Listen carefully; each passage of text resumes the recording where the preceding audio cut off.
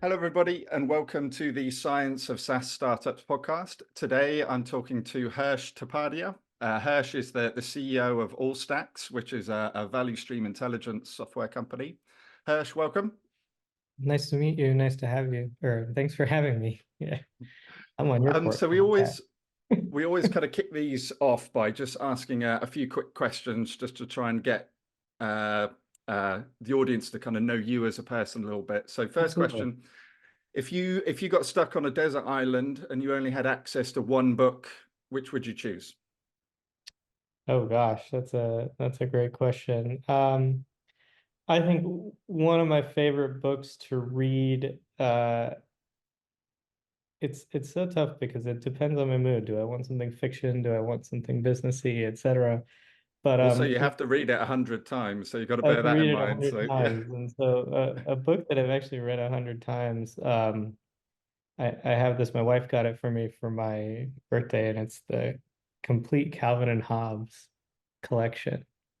Um, and it's just like it's so interesting because it's this mix of humor and poignant observations on life, but then in a comic book format. So And yeah, easy to maybe I'll go digest with as that well. one.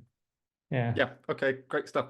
So, when you were growing up as a kid, did you dream of being a kind of a startup founder, or did you have a kind of a different vision at that time?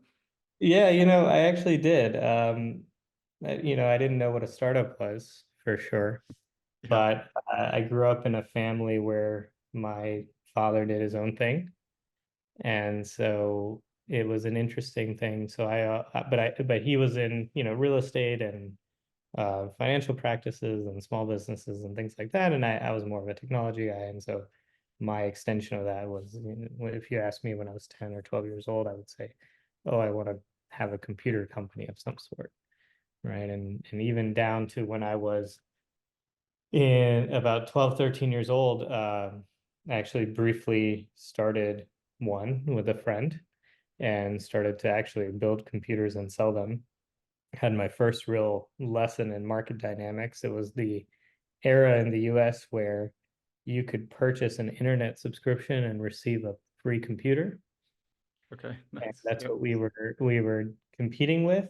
And as a 12-year-old, I hadn't quite gotten my arms around market segmentation. So I was still trying to figure that out. Yeah, well, a good step on the road to being an entrepreneur, anyway. Okay, and then the final one on this piece. So, if you could live in any other era or any other decade, when would you choose and why? I really kind of like where we live now. Maybe 10 years earlier would have given me the benefit of a little more boom years in the economy, Hmm. but there's a lot of progress we've made from like a human rights and equality perspective that I think would not benefit me to go farther back. And so I'm pretty happy where we are. To be honest, when I'm putting that question together, I was kind of thinking, to ask this to a technologist, they're almost certainly going to say now, because like on any measure you want to look at it, we're living in the best time ever now, and so if we go back in the past, we're going to be losing quite a lot of good things one way or another. Yeah, But yeah, okay, absolutely. so if we jump into talking about Allstacks now, so do you want Mhm. to tell us a little bit about the company for any viewers out there or listeners who don't know what is value stream management and what kind of opportunity are you trying to address in the market?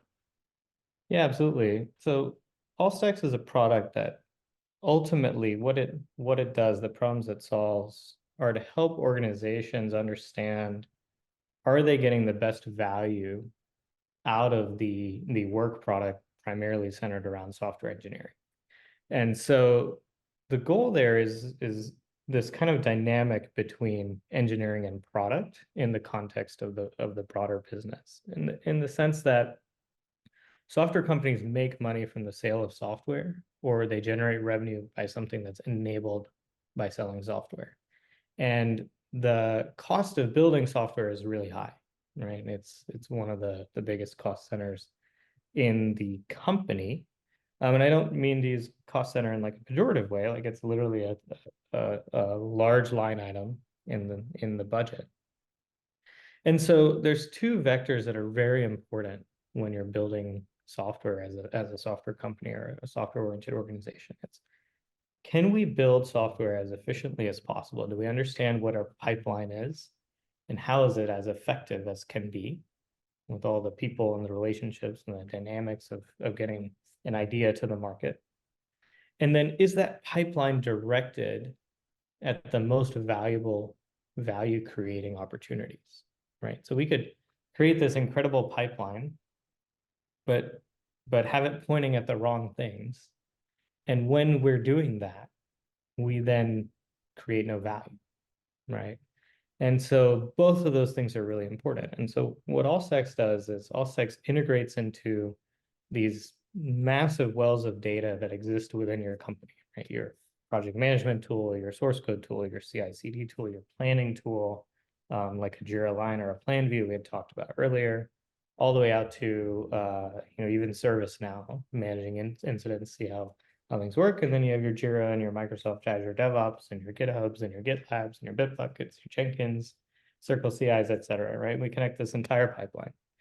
And out of that, we generate data that helps us understand inside of an organization, essentially, how well is it going? And what are opportunities for improvement? Where those opportunities exist, not just at the C-suite, like some folks are out there, or not just at the individual developer level, but through the whole organization. So that every person at every turn has the data to make a decision that ultimately nets out more value, right? And we try to drive that data to the fingertips of the people making decisions every day. And we do this quite fortunately without requiring any real process change. We accept messy, heterogeneous organizations with fuzzy data, and we've built this really interesting data model that allows us to absorb all that, visualize it in not just charts and graphs and metrics, but also nice, concise summaries that help you understand what is the state of things, is it aligned to our expectations, but then drill down, tease it apart, and say, oh, and here's that critical pinch point. Let me set a goal with my team to identify when that bottleneck emerges again, and we'll actively manage it. And what that accomplishes for enterprises that we work with is within 1 or 2 quarters of working with them, we see like a 30% reduction in the time it takes a feature to go to market. And so with that, organizations can say, not only do we understand where are we generating value and that our now more effective work is producing value, but it's aligned to the highest value opportunities that we have right now.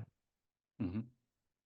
And obviously, like value stream management is still like a relatively new concept in software development. You know, when you're talking to companies, is there much kind of education on your part, or do you feel, you know, more often when you're talking to people now, they already get it and they're kind of looking for a solution in this space?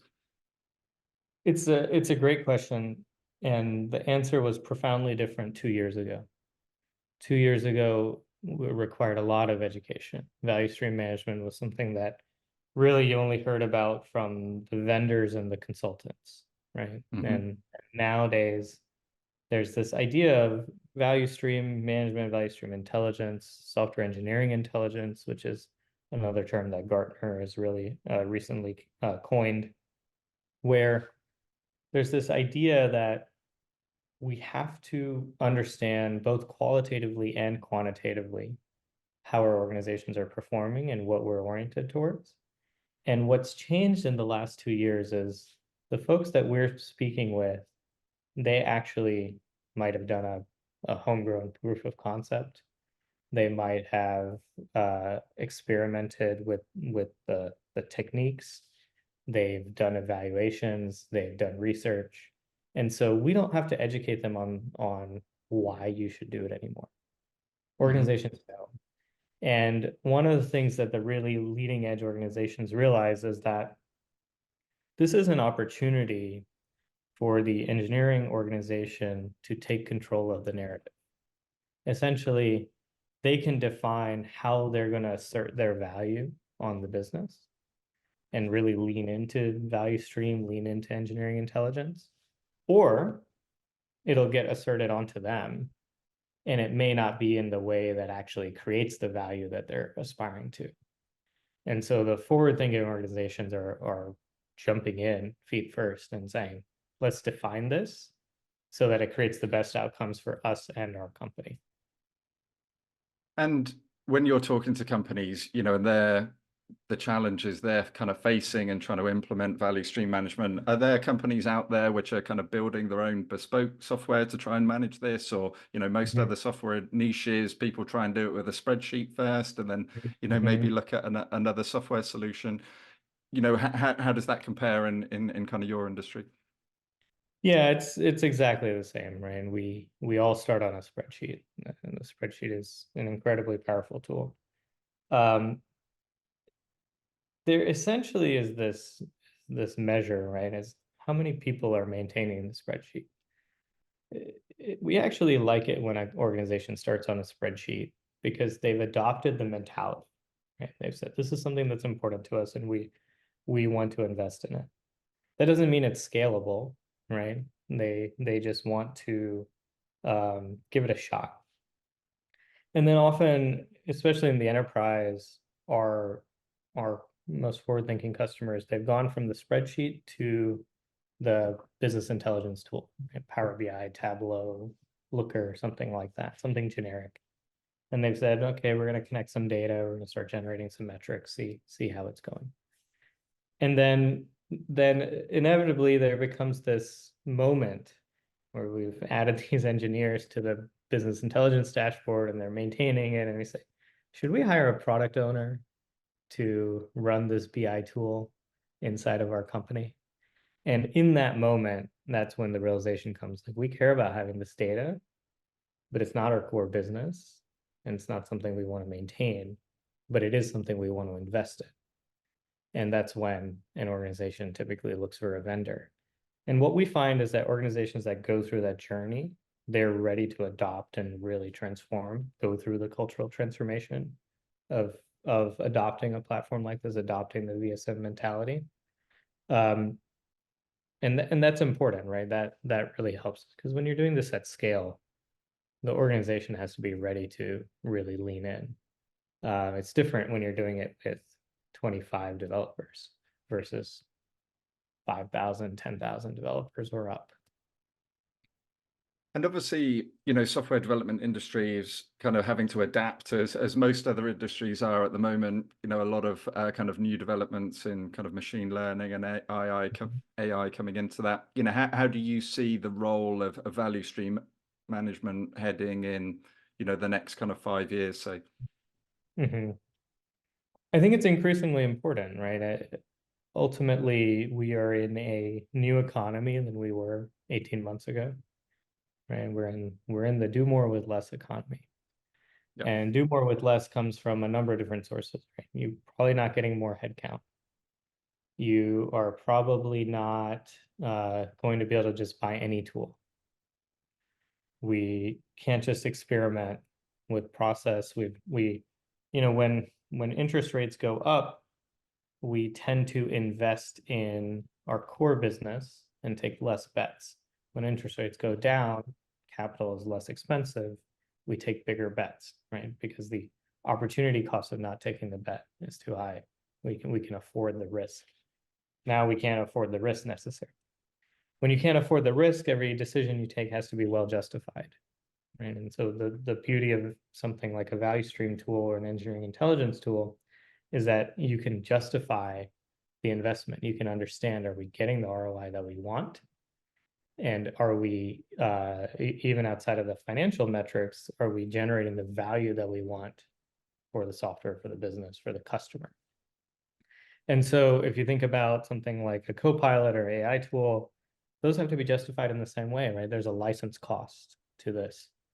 If we do a pilot and we don't see the ROI, is it the AI tool is not appropriate for our organization?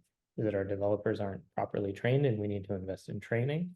Is it that the types of products we build aren't aligned or the customer expectations aren't aligned, right? There's a number of different questions, and those questions have to be answered so that if you decide to stop investing, you're doing it for the right way, right reason. If you decide to continue to invest, you understand the nature of the gap that you're trying to fill, right? We're continuing to invest in the Copilot tool, but we're augmenting it with training, or we're augmenting it with some other modernization effort. Because if we do those two things together, we expect to see the results, rather than just blindly buying a number of licenses and hoping that it works.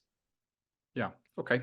So now if we switch to talking about the startup life more broadly, so kind of lessons that you've learned that could apply to kind of other people in early stage organizations out there. I wanted to kind of start by talking about kind of how you think about kind of the mental impact of founding a company. Sometimes, it feels like founders need to be forged out of granite. And I don't know if that's realistic or even very healthy. And I just wondered kind of what your approach was to kind of thinking about mental health, in an early stage company. Yeah, it's incredibly important, and there's multiple levels of mental health that matter a lot. So if you think about your circles around yourself, you have yourself, you have then essentially this like two paths, right? You have your executive team, you have your broader company, you have your advisor and mentor network, you have your board. And on your personal path, you have your immediate family, your extended family, your friends, right? Your community. It's very easy to lose one or the other, right? You invest entirely in your personal life and community, you neglect your business, you lose your business. You invest entirely into your business, you neglect your family, you lose your family, right? You have to balance both, and you have to be very intentional about it. What I find is that it fails the most when people take a short view, right? They say, okay, I'm just going to work like crazy for 3 years, and once I get onto the other side of the 3 years, everything will be fine. Well, it rarely turns out that way. You rarely have only 3 years. This is a huge marathon, and that short-term view is going to lead to burnout, right?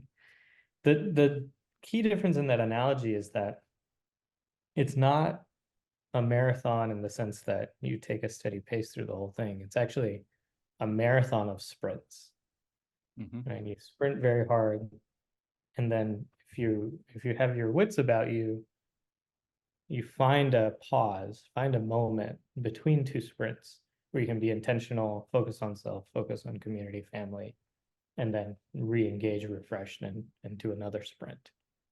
If you string all those sprints together with no moment of self-reflection, no time with your community, no refresher, you'll burn out very rapidly. Your business performance will degrade, and you'll find yourself focusing on the wrong things. And by wrong things, I mean like probably more short-term tactical problems, putting out every single fire as soon as you see them, rather than realizing you have to even prioritize the fires that you're fighting. And that mental turmoil, it impacts your mental health for a very long time. And so you have to manage it. You have to actively manage it, just like you manage your fitness, your diet, and all the goals in your company and everything that you do. It can be And I very guess lonely. these things obviously tie all together as well, don't they? In terms of kind of, actively managing things like your family, manages how you manage stress, and that manages how you manage your diet, and, they all tie together. Yeah, exactly. Absolutely. It can be very lonely, but it doesn't have to be lonely. And what I find is that people who are empathetic and have the ability to be vulnerable, they tend to be less lonely, because if you think about how we make friends by sharing information, personal information about ourselves. And you don't do it right up front, right? You don't meet someone and dump all your emotions on them, but there's this progressive disclosure that goes with it. And so one of the things I always recommend to all the founders is find a set of other people that are in a similar stage as you, that are going through your journey in a similar stage, find a group that's a little bit ahead and find a group that's a little bit behind. And so you can commiserate, get advice, swap stories with the people that you're aligned to, learn from the people that are ahead, and you can also pay it forward to the people that are coming up behind you. And all three of those are very rejuvenating, really helpful. Yeah, no, that's really interesting actually. In thinking about kind of team dynamics and kind of a startup, obviously as you start to grow, team dynamics can change very quickly. What have you learned from team building and kind of maintaining the culture that you want at Allstacks? Yeah, I mean it's a challenging thing, right? And we've certainly had our share of challenges with different people at different times. The there's there's really interesting nuance. So you can be at a high level aligned on all sorts of different topics culturally, right? But a lot of this comes down to interpersonal communications. And can you most effectively vet how you interact, communicate with one another? Are you able to be jovial? Can you make does everyone have a thick skin? Does everyone have a thin skin? Do we have to like overly explain what we do? Are people comfortable taking 10% of the information and making 80% of the decision? Right? How do we set this all up? One of the things I find is very important, we call it the order of magnitude rule, which is that if you're at 1,000-person company right now, you probably shouldn't, and you're thinking about joining a startup, join something about 100 people. Don't join Mhm. something about 10 people. The difference is remarkable between 100 Yeah. people and 10 people. I mean, it's like totally different businesses. And I think people can generally understand the shift and be prepared for the shift about one order of magnitude up or down. And it's really challenging to do more than that. And if somebody is doing more than that, you really have to vet them because it's unusual for that to be successful. So is that kind of a key criteria kind of when you're hiring people then, like looking at the size of companies where they've been before and whether that kind of fits for you? It's a good filter, right? It's a good first pass understanding. It doesn't explain everything, obviously, right? Details matter, nuance matters, but it helps orient how you're going to vet a person if you understand where they're coming from. Um, and then especially with all these executive hires, I mean, spend the time with them, like in person. If you're hiring a C-suite person to your company, it is not too expensive to fly there and spend a day with Mhm. them, spend a couple days with them, right? Really get to know each other. In the early days of Allstacks, when we were very small, we would have our partners meet the people we were looking at bringing on at the executive level. Not everybody, but if we were making a key hire, I would have my wife come along and we would go get a drink with the person or have a dinner or something like that. I had a mentor a long time ago who said, your partner knows your blind spots better than you do because they observe them from outside, right? But in a very intimate way. And it was really critical in early hires. We had a few people that we were on the fence about. We thought they could be really great, and our partners were able to identify some potential friction points that we didn't see and helped really avoid some potentially critically damaging hires. I guess going back to those circles you were talking about earlier, obviously the family and kind of your C-suite are, the two most important circles essentially. So, it's important that they're going to overlap. When Mhm. when we're thinking about funding in a startup, obviously a very kind of important topic. You know, you raised, I think, a Series A in 2022. And obviously the kind of funding landscape has changed a lot over the last 18 months. How have you approached your funding journey and kind of have you seen things change, from your perspective in the last couple of years? Mhm. Mhm. Yeah, so we're kind of in an interesting situation. Our funding journey has been similar. I mean, obviously things are tighter now than they were a little while ago. I wouldn't say that we have benefited from the crazy boom year valuations, and thus we haven't really been hurt by the collapse in valuations either. We've been able to kind of draw a line straight through. I think what's interesting is what I recommend to a lot of founders is putting aside the macro, right? Like you can't really change the macro. It's out of your control. You can only understand your business and you can understand your terms. And what I find, especially in the early stage, is that a lot of founders don't actually understand how VCs work. How does a fund work? How are the dynamics of it? What does it mean to be a pre-seed fund, a seed fund? What does it mean to be a $50 million fund versus a $100 million fund? You know, what does it mean to be a one partner $50 million fund versus a three partner $75 million fund, or a consensus fund or a individual investing mandate fund? And so, you know, you see people get into these traps where they don't understand liquidation preference, or they don't understand their option pool converting pre-money or post-money, or they don't understand things like check sizes and LP agreements on how many boards they can be on, right? And so you get into essentially what are targeting and qualification problems, where it's kind of, I wouldn't say easy, but it's more straightforward to learn how to qualify a customer than it is how to qualify a VC, an investor.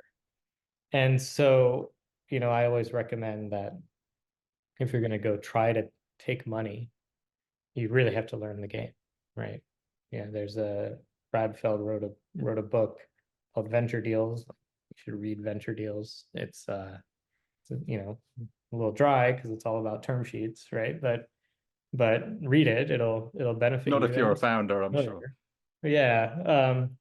You know, get really cozy with your lawyer. Make sure you have a good one that can comment not only on your local market dynamics, but nationally and globally. Like what do the terms look like? How do they play out? And then you really have to understand for your market, what are the scope of possibilities, right? When you get that 100 million valuation, when you get that 300 million valuation, you get that $1 billion valuation, your realm of possibilities changes quite a bit. You know, Jason Lemkin writes a lot of really interesting content about what it means to get to different valuations and what outcomes are on the other side of it, right? And those are things you kind of have to internalize and absorb. And they're based on your TAM, they're based on your scope of buyers, they're based on what it costs to actually run your business.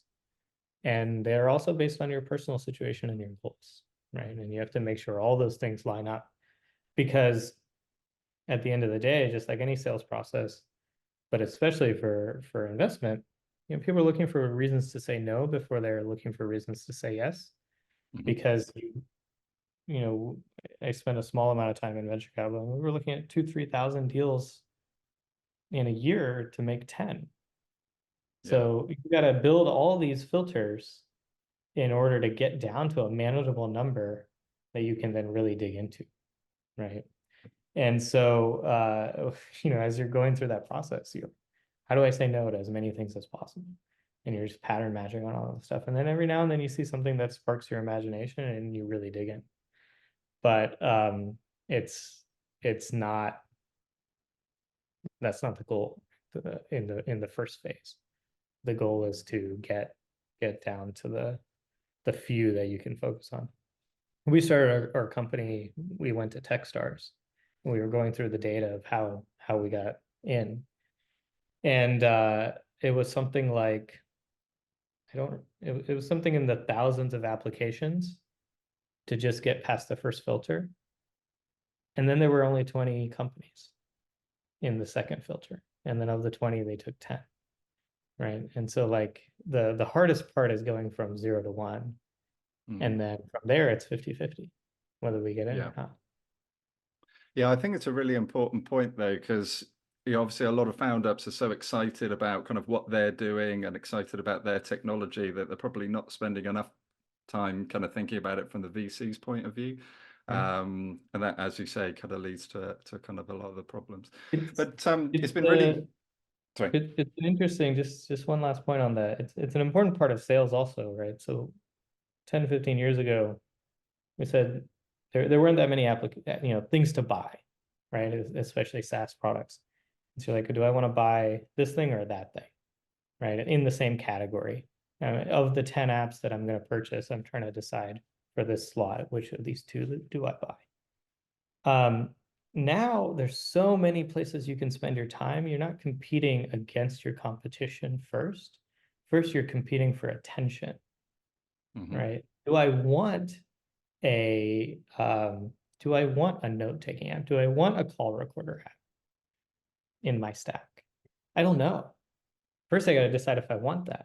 Then if I decide that, then I go and make a decision, right? And that has fundamentally changed how we operate and how we sell. First, you have to get someone's attention, convince them that this is something worth looking at, and then you have to be the best in the category. Yeah, kind of realizing it's a big enough of a problem in their business. Yeah. Okay. Well, I really appreciate you coming on today, Hersh. If people want to get in touch and discuss Allstacks, what's the best kind of method of getting in touch? So you can go to our website, www.allstacks.com. On there, you can get in touch. You can request a trial. You can see a demo. You can watch a video. If you want to reach me, I'm actually the only person on LinkedIn or the internet with my name. So just type Hersh Tapadia on Google and I will be there. Feel free to shoot me a note. Yeah, great stuff. Okay, well, look forward to seeing how Allstacks kind of grow in the coming years, and best of luck with the journey. Yeah, thanks so much. Okay, thanks, Hersh.